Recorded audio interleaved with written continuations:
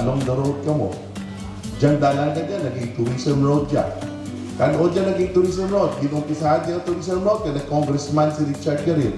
Umpisa sa Putrito, matamad ang pundo, gibutang natin doon.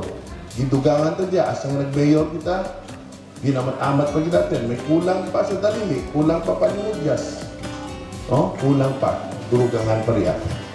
Pero may mga plano ka rin doon ka dyan.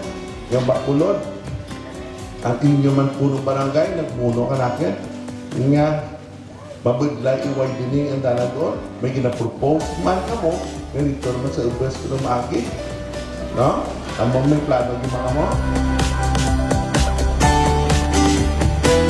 Napagbaton kang financial assistance para sa barangay Bacolod sa kantidad nga 70,000. Bilhin na mo lang.